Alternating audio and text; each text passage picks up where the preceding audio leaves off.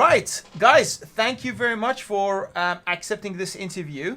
Eli, I wanted to, of course, well, I should probably give a bit of an introduction. You've been our student since 2018, and I believe you've always been registered on our digital media design and visual effects course, right? Did you ever do any of our game design course as well? No, Just the digital just media design. just visual effects. Okay, fine.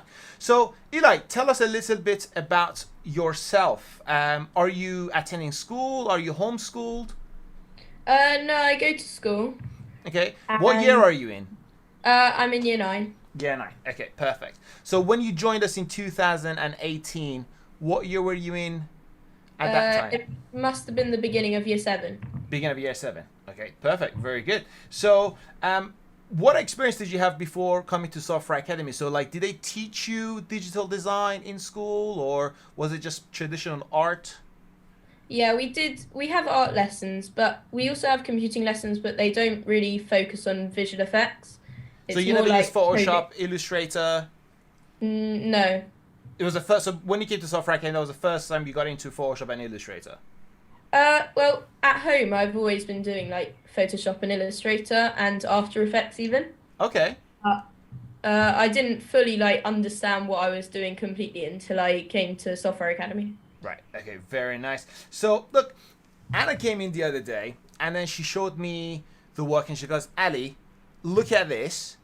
Eli made that." And I said, "Oh, that looks really good." So, what did he do? Because there was that background in the image, and then there was the picture of Iron Man and War Machine there. So I thought you guys made Iron Man and War Machine together with Anna, and then you maybe created the background. I said, "Oh, so which part was Eli's work?" And she went, "Everything." I said, "So what did you guys do?"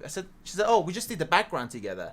So it's usually the other way around. Students usually take what they create in class and add a tiny little piece of work on there. But in your case, it was completely the opposite way around. You took what you did in class and used it as a background for something much bigger than you created yourself.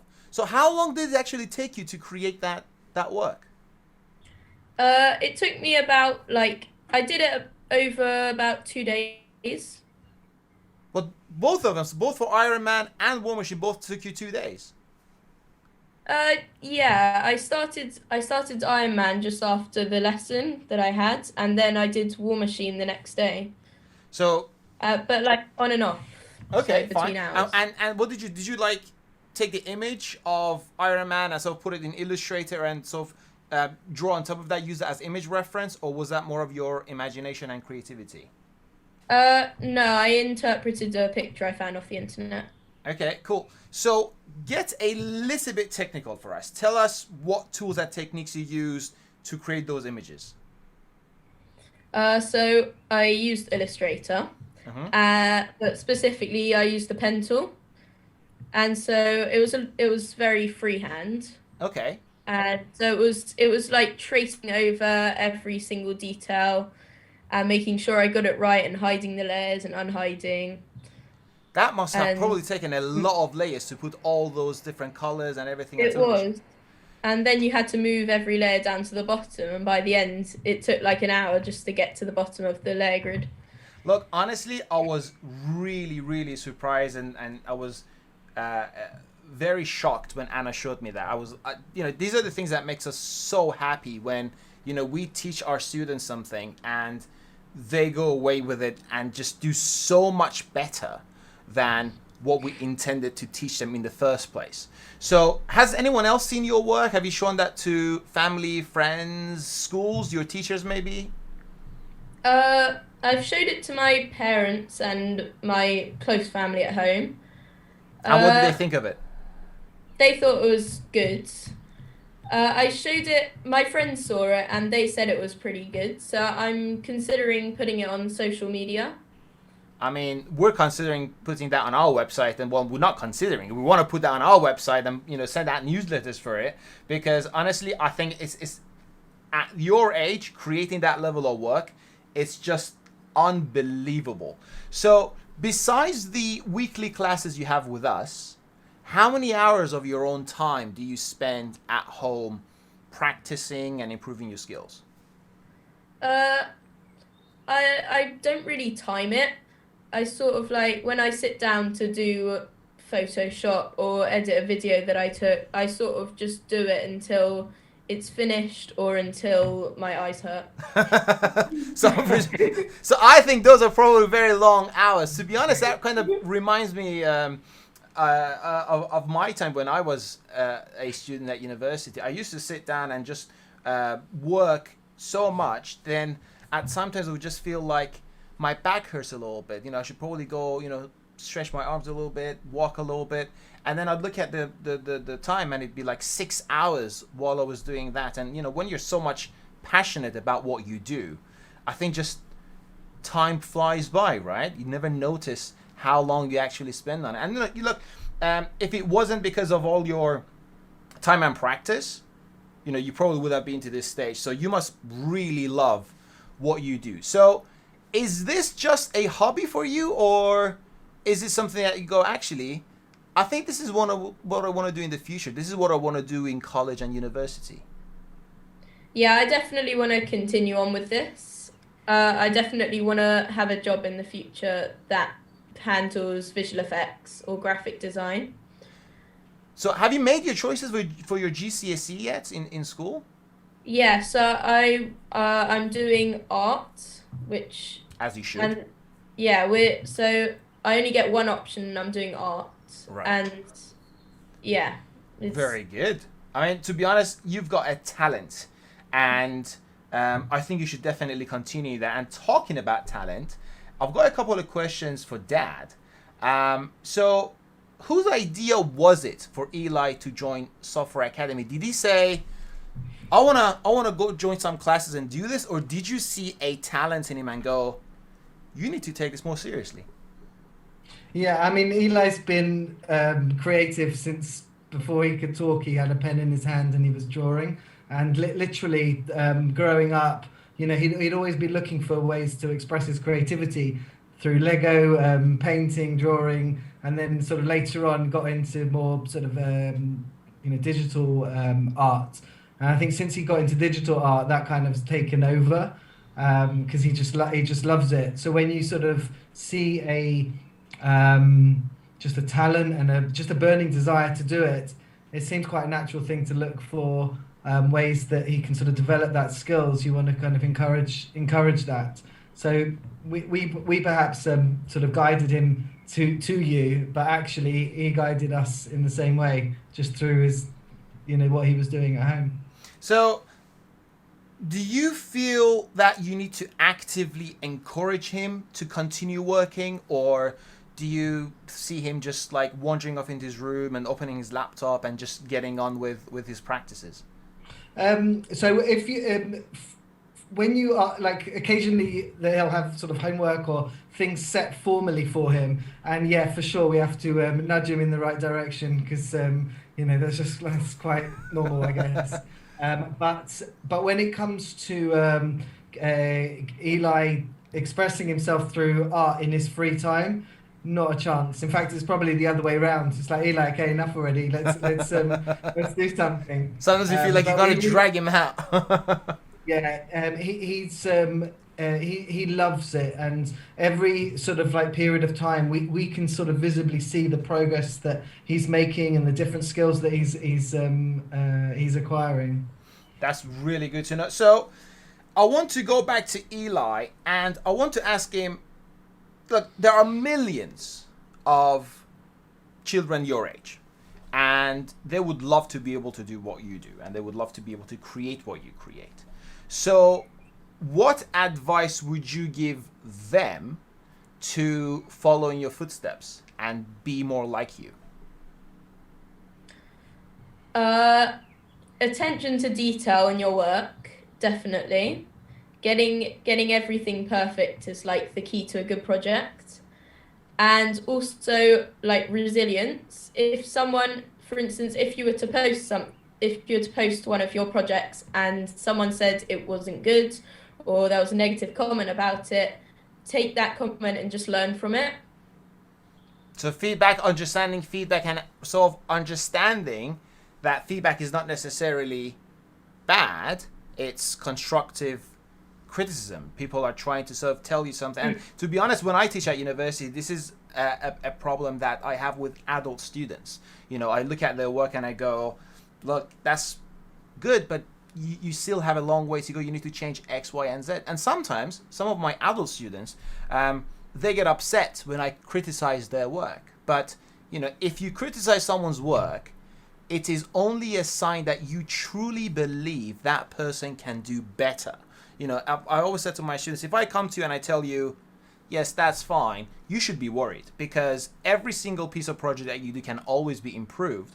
And if someone tells you, yeah, that's fine, that means they don't think you can do better than that. But every time you get more feedback, that means that's great, but you can do even better. It's just about challenging yourself and pushing yourself more. So I think that's a great piece of advice for every student out there, whether they're in creative technology, whether they're doing maths or science or whatever it is they're going to do. You know, having that consistent practice and having, you know, that attention for detail and being able to listen for feedback is great. So now, for your father, I'm sure you're very proud of Eli, and I'm sure you're glad and happy to see him make so much progress and be where he is, where, you know, he's genuinely becoming a role model for other students. So, like yourself, there are many other parents out there who want their child to be like Eli. What advice do you have for those parents who want their children to start developing their skills at a young age? I think it's sort of, it works. I think you work hand in hand with your child. You sort of like, if you notice like a skill, your job, I think, as a parent is to harness that in every way that you can, like whatever your means. You know, when Eli was younger, his thing was Lego. For years and years, that was his go-to. Not drawing, he was just building stuff with Lego. So we try and encourage that, give him space to sort of like build his Lego. And then as he sort of developed digital skills, we sort of step by step gave him the tools to do that and express it. And ultimately, you know, we decided to, you know, invest in further education outside of school, because we recognized that he wasn't going to get that at school, because it's quite a specialist thing. So I think let your children sort of like guide you, but obviously I think as a parent you've got to sort of really nurture that if it's going to go somewhere. Of course, yeah. And I mean, we also get a lot of parents coming to Software Academy, and all those parents who come in and they bring their kids forward, you know, it's always where, you know, they see a certain passion in their children and they're thinking, okay, that's really good, but you could perhaps develop that in a more serious manner. You could probably take this a bit more seriously. I mean, you know, when you're young, you don't necessarily learn something and say this is 100% going to be what you're going to do when you're 25. But if you start early, then you know, you never see anyone who's famous at something. Like if you think about football, you're talking about Messi or Ronaldo, you think about the best musician or whatever it is, you know, they never say, oh, I started playing football last week. They always say, when I was a child, my dad bought me this football, or you know, the musician will say, my dad bought me a guitar or something, and when I was 7 I started working. So starting at that young age, I think, just shows how much parents truly care about not the current time but the future of their children, to sort of push them towards their passions and what they want to do. Yeah, I think one of the it's a really I think quite an important story that I'm about to tell you. Well, I work in sort of a marketing agency, so I'm sort of in a creative type of environment. And a few years ago, I invited Eli to come and work for the day. You know, this was still when he was in primary school, and I sat him down with our creative team, our creative studio, and he actually came for the whole day, sort of as a young kid, and they gave him a Mac, and you know, he got on with stuff, and it was absolutely fantastic. And the reason it was fantastic is because one of the things that I found is that the skill that Eli clearly had, and the passion he had, in early education in particular, it's not something that gives you much street credibility. In the playground, it's who can play football, and who, you know, it's a lot of it is around sport and music and things like that. But art isn't necessarily recognized as a thing. And there was this, after we came to spend the day in a workplace, suddenly the light bulb went on, and he saw it with his own eyes that there's value in what he's good at in the outside world. And that was an unbelievable moment because he saw for himself that people recognized it, were impressed, were looking up to that. And I think up following that point, we've also tried to encourage Eli to sort of use his skill and apply it in lots of different areas. So, for example, last year he got involved with a charity where he, as a young kid, or perhaps I shouldn't say that, but young man, got involved in sort of designing posters for this charity, and came up with some animation for this charity that they could use Oh, for wow. some of their logo, things like that, which I'm sure he'd gladly tell you about. But my point is that to demonstrate that skill has value in the world is something that you don't always learn unless you're taught it. And certainly in early years, I found that that was a really important milestone, actually. Oh, I see. For him to sort of be exposed in an actual sort of workplace to see, look, your passion is actually being used on daily basis here, and it's making change to, especially in a marketing agency where you probably do marketing for other businesses, etc. To see that what you do as a passion makes changes to the lives of other people. I mean, that's Exactly. I think that's a fantastic point. I think it's great for students to solve. I think we might need to sort of bring more of that to Software Academy to bring more examples as to where the skills that they learn can be used, and the skills that they learn, especially, it becomes very transferable. Eli could take his digital design skills to either create posters for a charity, or he could use that in order to create creative ads for a marketing agency, for example. Or then you could move on to creating banners or business cards or leaflets, or in so many different areas.